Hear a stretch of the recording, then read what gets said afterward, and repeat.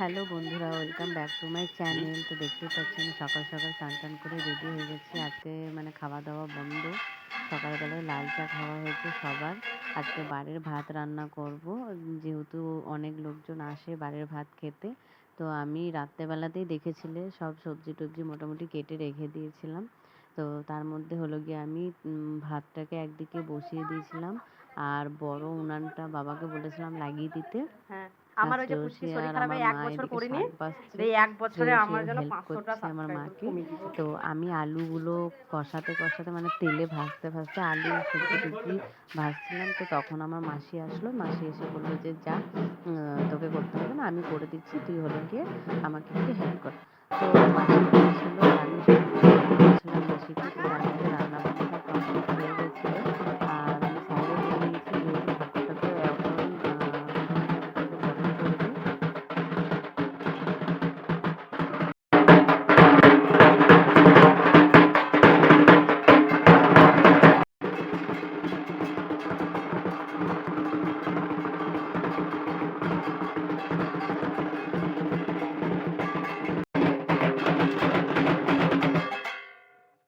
রান্নাবান্না কমপ্লিট হয়ে গেছিলো। তারপরে দেখছি যে ঢাকিওয়ালারাও চলে এসছে, আর মাকে আর কি বরণ করতে হবে, সেই জন্য আমি মাসি সবাই আমরাও রেডি হয়ে গেছিলাম।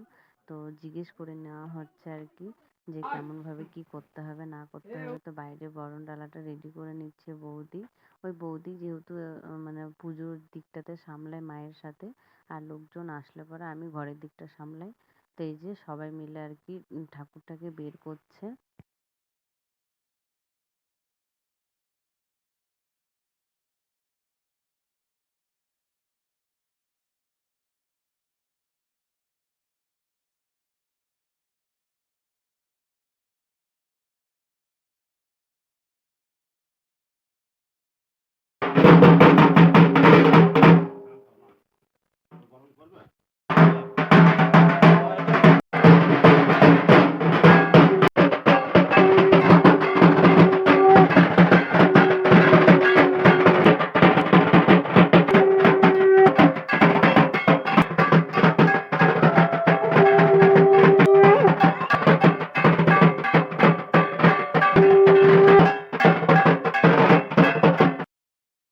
তো সবাই একে একে বরণ করে নিল।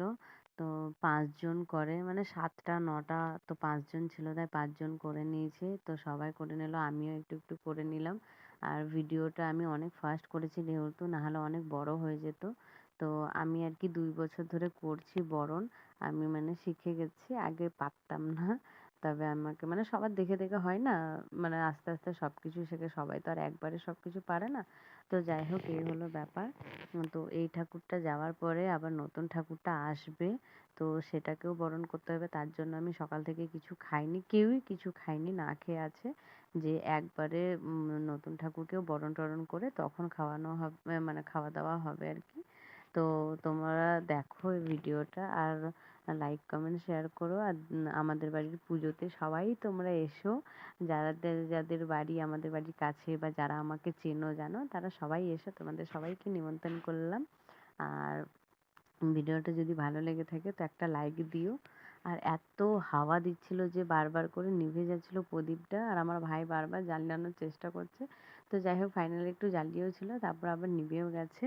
তো এই হলো ব্যাপার। আমার তা করতে করতে আমার বরণ করা হয়ে গেল। আর আজকে এত বৃষ্টি পড়ছিল প্রচণ্ড বৃষ্টি। সবার বরণ করা হয়ে গেছিলো, আর আমার মায়ের পুরো জ্বর আছে। তো যাই হোক, বরণ করার পরে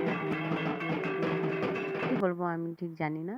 তো তারপর ওনাকে নিয়ে যাওয়ার আগে আর কি, তো মায়ের গা থেকে সোনা চাঁদি যা কিছু জিনিস ছিল কারণ না হলে না উঠালে তো মানে জলের মধ্যে ঠাকুরের সঙ্গে চলে যাবে। তো নতুন ঠাকুরকে আবার পরানো হবে না। আর আমার মা বাবা প্রতি বছর বছর একটা করে সোনার জিনিস হোক বা রূপোর জিনিস হোক, যাই হোক, করে দেয়। তো একটা পদ্ম ফুল ছিল রূপোর, সেটা হারিয়ে গেছিলো, ঠিক পাচ্ছিল না। তারপর দেখে কি যে মায়ের পায়ের কাছেই আছে। তো এই যে ফাইনালি ওরা আর কি তুলে নিল ভ্যানের মধ্যে, এখন নিয়ে যাবার। এত অতিরিক্ত বৃষ্টি পড়ছে যে আমরা যেতে পারলাম না। নাহলে প্রতি বছর মেয়েরাও যায়, ছেলেরাও যায়। আর আর বাজানো টাজানো হয়, তবে এবছর বৃষ্টির জন্য আমরা গিয়ে যাইনি, ছেলেরা নিজেরাই গেছিল। আর ছেলেরা নিজেরা গিয়েই তারপরে চলে এসেছিল। আর ওই দিক থেকে ওরা নতুন ঠাকুরটাকে আনতে চলে গেছিল। তো এই যে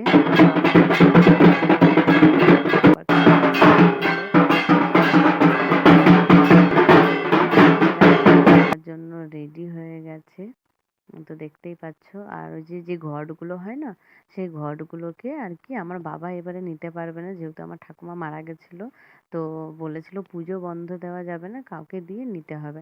তো তোমাদের দাদা ভাই নিতে চেয়েছিল, মানে তোমাদের দাদা ভাইকেই বলেছিল নিতে, তবে ও একটু ভয় পাচ্ছিল। তার জন্য ওই যে আর একজন নিয়েছে, আমার বাবার কাছে কাজ করে ছেলেটা, তো ও নিয়েছে। তো আমার ভাই আর ও দুজন মিলে নিয়ে গেল। তো আসছে বছর আবার হবে। তো যাই হোক, তোমাদেরকে ভিডিওটা কেমন লাগলো জানি না। আর এদিকে আমি সবাইকে মানে একে একে খেতে দিয়ে দিচ্ছিলাম, আর আমার মা আর বৌদি মিলে মন্দিরটাকে সাফ সুতরা করছিল, আর এদিকে প্যান্ডেল